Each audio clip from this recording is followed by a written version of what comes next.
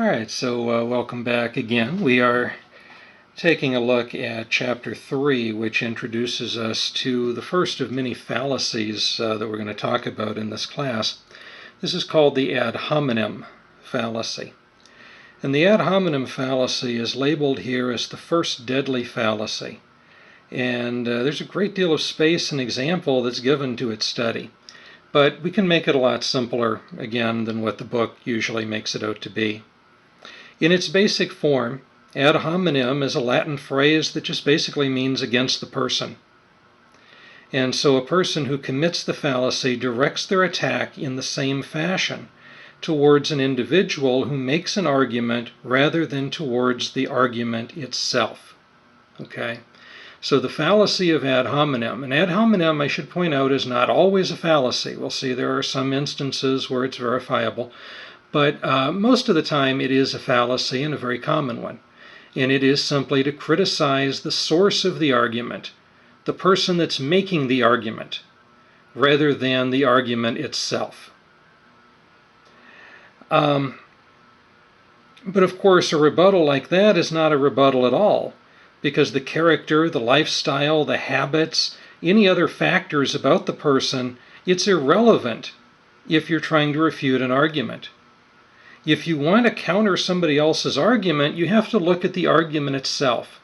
You have to look at what that person is trying to say, and you have to construct your argument in such a way that it attacks that specific argument, not anything else. You can't worry about who a person is that's making the argument. You can't worry about what kind of person they are. Okay?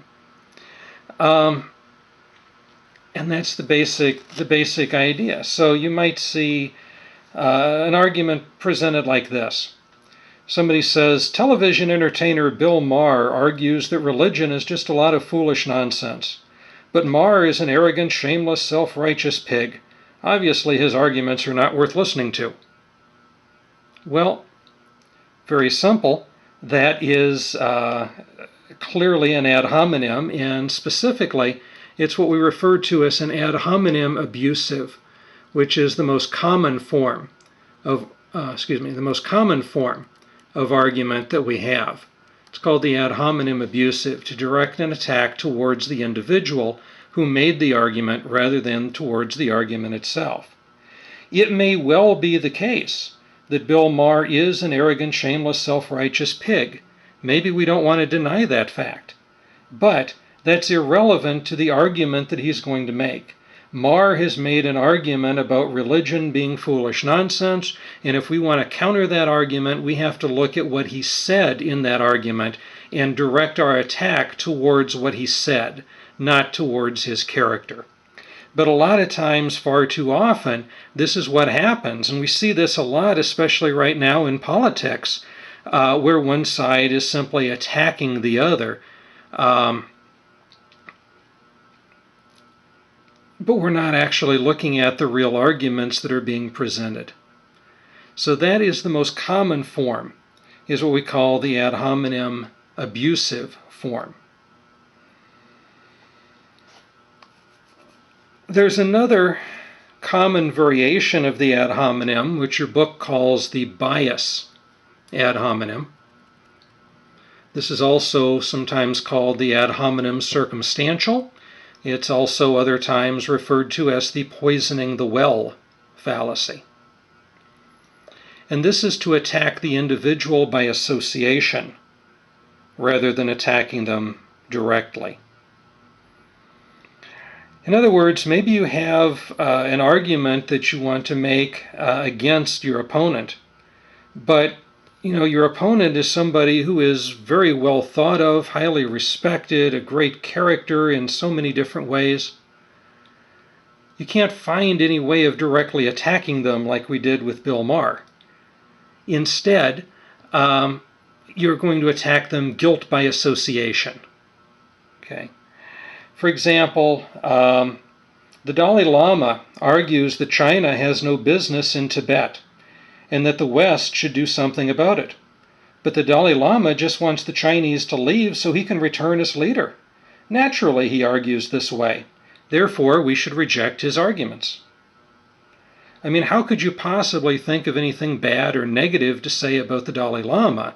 I mean, this is a guy that exudes happiness and makes people feel good wherever he goes. But yet, this person wanted to counter his argument. So they don't attack the Dalai Lama directly. They attack him guilt by association. Why are we listening to the Dalai Lama and what he has to say about China? Because he has a vested interest in getting China out of Tibet. Therefore, we shouldn't listen to him. Right? Well, that's, not really the issue, whether or not he has a vested interest or not. Maybe we have somebody that works for a fast food restaurant and they create an argument that we need to increase the minimum wage. Does the fact that that person is probably working for minimum wage and would benefit by having it increased, does that mean we shouldn't listen to their argument? No. We should listen to what they have to say and evaluate their argument based upon its own merits, not based upon who says it. But in any event, when we're saying that we shouldn't listen to this person because they're going to benefit from it, that's sort of an example of this ad hominem bias or ad hominem circumstantial. The term poisoning the well is actually one that I like for this fallacy, because if you think about it, if you have a well that everybody in the community is supposed to use to get their water, and somebody drops a small amount of poison into that well, it doesn't just poison the little spot where the poison fell, it poisons the entirety of the well, and the whole thing becomes undrinkable. And that's what they're trying to do in terms of this fallacy. They are trying to take this in such a way that we turn against the group of people because they're part of this larger group of people. That's what happens in this biased form. The whole group is considered tainted because of an association. And the idea, again, is to try to avoid confronting the argument by rejecting its author. In philosophy, there's a very prominent, very important philosopher called Martin Heidegger. And Heidegger came up with a lot of very brilliant ideas. But unfortunately, in order to keep his place, his position, at the time, he joined the Nazi Party. And so a lot of people would argue that, well, because Heidegger is tainted by his association with the Nazi Party, we shouldn't listen to anything that Heidegger has to say. But if we did that, we would reject a lot of very important ideas. The point is that everybody, no matter who they are, has the potential for making a good argument. It doesn't matter whether it's the Pope or Adolf Hitler. You don't worry about who is saying it. You have to look at the argument itself. And if you are not doing so, if you're committing a fallacy of some sort. Again, it may be because you're attacking them directly like we did with Bill Maher. It might be because it's guilt by association, as with Heidegger or with the Dalai Lama that we talked about. But all of these things are examples of bad argument, of bad reasoning. Your attack has to be on the argument itself, nothing else. There is another very prominent form of fallacy, another prominent form of ad hominem, and this is what your book refers to as the inconsistency variety of ad hominem.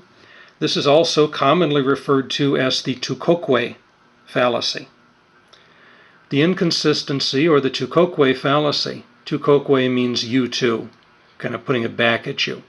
It attacks the individual by showing their position to be inconsistent with their own actions.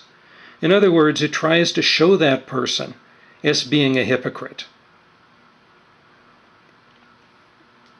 So if we can show that the person who is making the argument is hypocritical, in other words, they're not doing what they're preaching, then that person, we're arguing, should not be listened to. And so maybe you've got a father who stands there with a cigarette in their hand telling you about why you shouldn't smoke.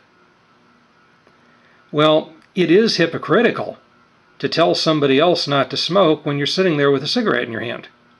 However, that doesn't mean that the argument that that person is making about why you shouldn't smoke isn't a good one. That argument needs to be looked at on its own merit, regardless of whether the person is a hypocrite or not. Okay. So, I mean, why should I quit smoking when you smoked when you were my age?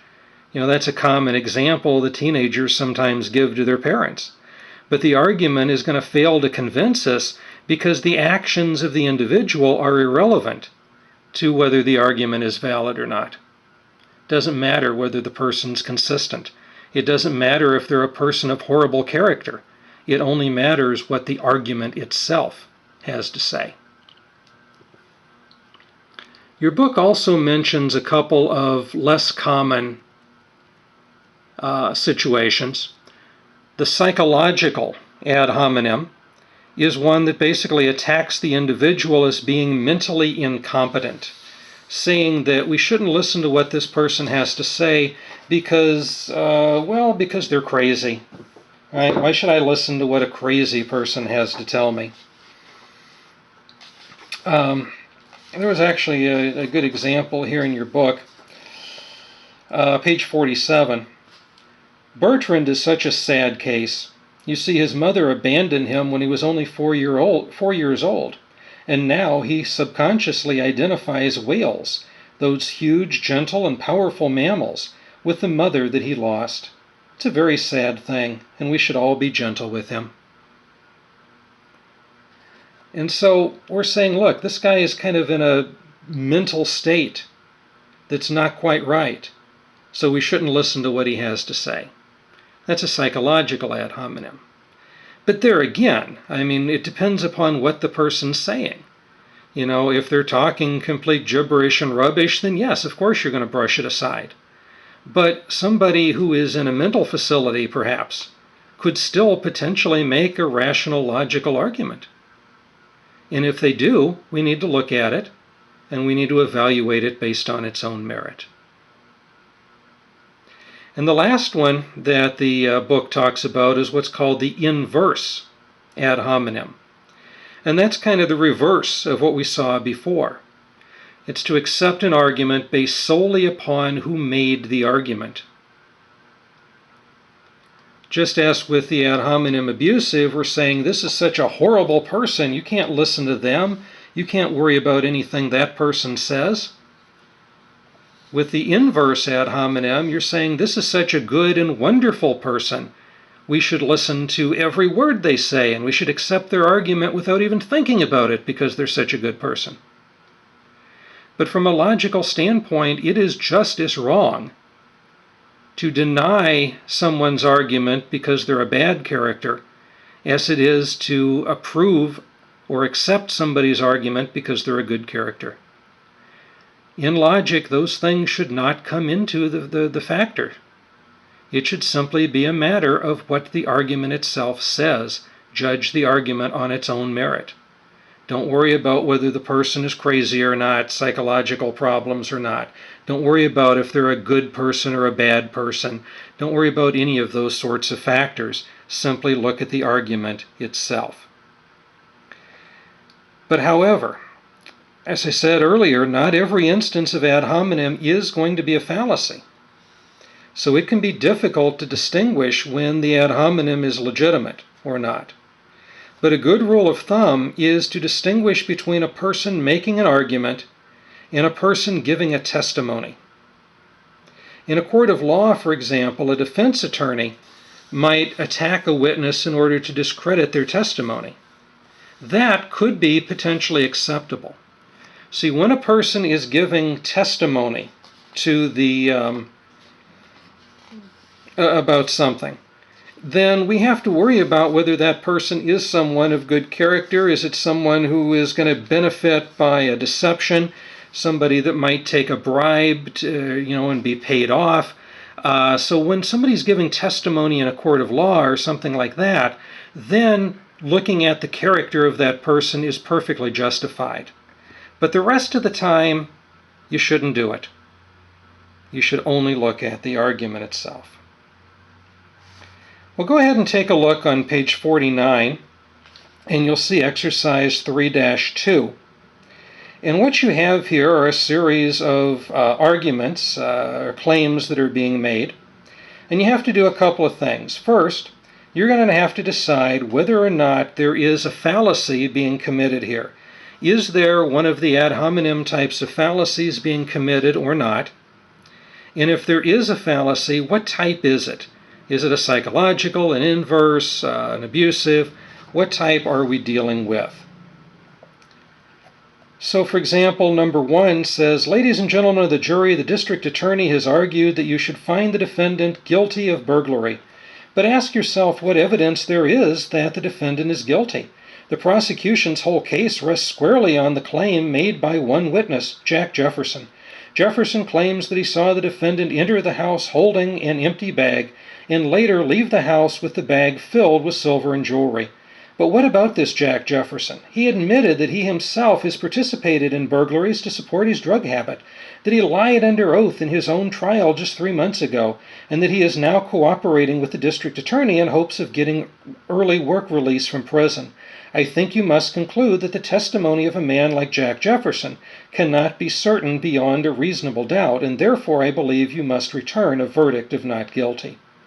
There is clearly an ad hominem that's taking place. We are clearly attacking the figure of Jefferson in this and saying why we shouldn't listen to what he has to say. But in this case, it's not a fallacy because he is giving testimony in court, and therefore his understanding of what it is to be in court, his understanding of how he handles himself, what his character is actually something that is very relevant within the court of law. Okay.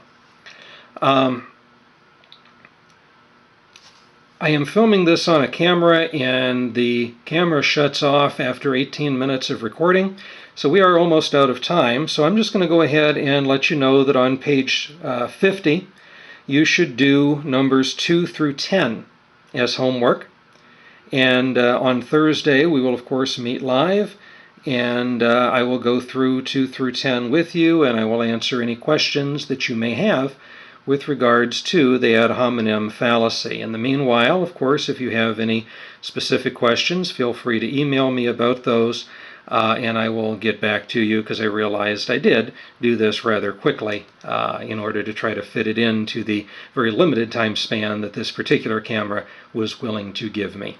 So have a great week, and we'll see you on Thursday.